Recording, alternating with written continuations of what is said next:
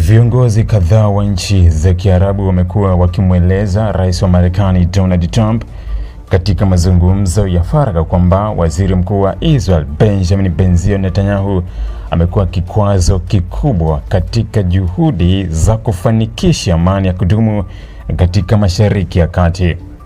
Kwa mujibu wa ripoti ya shirika la utangazaji la umma la Israel Kan, likinukuu mwanadiplomasia mmoja wa Kiarabu anayefahamu mazungumzo hayo, ujumbe huo umeendelea kusitizwa mara kwa mara katika mazungumzo mbalimbali ambayo Trump amekuwa nayo na viongozi wa Kiarabu katika kipindi cha hivi karibuni.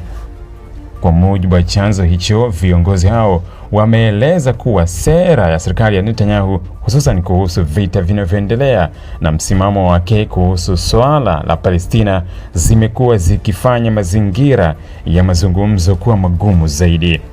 Wamedai kuwa hatua za kijeshi zinazoendelea pamoja na msimamo mkali wa serikali ya Israel umechangia kuongezeka kwa hasira katika mataifa ya Kiarabu na ulimwenguni, hali ambayo imeathiri juhudi za kufufua mazungumzo ya kisiasa kati ya pande zinazohusika. Mwanadiplomasia huyo amesema viongozi hao hawakumweleza Trump tu kuhusu wasiwasi wao, bali pia walimhimiza atumie ushawishi mkubwa wa Marekani kuhamasisha mabadiliko ya sera kutoka kwa serikali ya Israel. Kwa maoni yao, Marekani ina nafasi ya kipekee ya kushinikiza hatua za kidiplomasia ambazo zinaweza kufungua mlango wa mazungumzo mapya na kupunguza mvutano unaozidi kuongezeka katika eneo la Mashariki ya Kati. Ripoti hiyo inaeleza kuwa mazungumzo hayo yameanza kuathiri namna Trump anavyomzungumzia Netanyahu hadharani, tofauti na ilivyokuwa awali ambapo mara nyingi alikuwa akitoa kauli za wazi za kumuunga mkono Waziri Mkuu wa Israel. Katika mahojiano yake hivi karibuni, Trump amekuwa akiepuka kujibu moja kwa moja anapoulizwa iwapo bado ana imani kamili na Netanyahu au kama anaendelea kumuunga mkono kisiasa. Badala yake, Trump amekuwa akimtaja Netanyahu kama waziri mkuu mwenye nguvu wakati wa vita, kauli ambayo wachambuzi wa siasa wametafsiri kuwa ni lugha ya tahadhari inayojaribu kutambua nafasi yake wakati wa mgogoro bila kutoa ahadi ya kuendelea kumuunga mkono kisiasa kwa kiwango kile kile cha awali.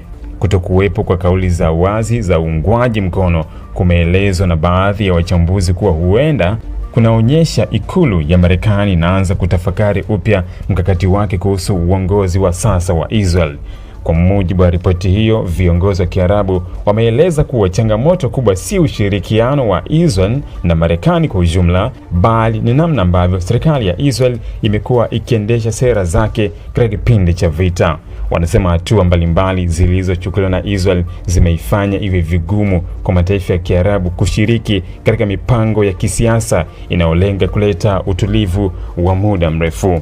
Aidha, viongozi hao wameonya kuwa kuendelea kwa hali hiyo kunaweza kuhatarisha hata juhudi za kuimarisha uhusiano kati ya Israel na baadhi ya mataifa ya Kiarabu ambao ulianza kupitia makubaliano ya miaka iliyopita. Kwa maoni yao, kuongezeka kwa mapigano na kutokuwepo kwa mwelekeo wa kisiasa kunaweza kuzifanya nchi nyingi za Kiarabu kushindwa kuendeleza ushirikiano wa karibu na Israel mbele ya shinikizo la maoni ya wananchi wao. Ripoti hiyo pia inaeleza kuwa Trump anaendelea kufanya mawasiliano ya mara kwa mara na viongozi wa Mashariki ya Kati, huku akitafuta njia ya kupunguza mvutano unaoendelea katika eneo hilo. Marekani imeendelea kushiriki katika juhudi mbalimbali za kidiplomasia zinazolenga kusitisha mapigano, kuhakikisha misaada ya kibinadamu inawafikia raia walioathirika na kuanzisha mazingira yatakayowezesha mazungumzo mapya kisiasa. Wachambuzi wa masuala ya usalama wanaamini kuwa ikiwa kweli mtazamo wa Trump kuhusu Netanyahu unaanza kubadilika, hatua hiyo inaweza kuwa na athari kubwa kwa uhusiano wa Washington na Tel Aviv pamoja na mwelekeo wa juhudi za kidiplomasia katika Mashariki ya Kati. Marekani ndiyo mshirika mkuu wa Israel, hivyo mabadiliko yoyote katika msimamo wa rais wa Marekani yanaweza kuwa na uzito mkubwa katika maamuzi ya kisiasa na kidiplomasia yanayohusu eneo hilo. Hadi sasa hakuna tamko rasmi kutoka ikulu ya Marekani ambalo linathibitisha madai kwamba Trump ameanza kubadili msimamo wake dhidi ya Netanyahu. Vivyo hivyo, ofisi ya waziri mkuu wa Israel hajatoa majibu kuhusu taarifa hiyo. Kwa sasa ripoti ya Khan inaendelea kuzua mjadala kuhusu iwapo shinikizo kutoka kwa viongozi wa Kiarabu linaweza kuathiri sera za Marekani kuelekea Israel na nafasi ya Netanyahu katika juhudi za kufikia amani ya kudumu katika Mashariki ya Kati. Ili kuwa mwanafamilia bora wa Global TV, usisahau kusubscribe, like, kushare na kucomment.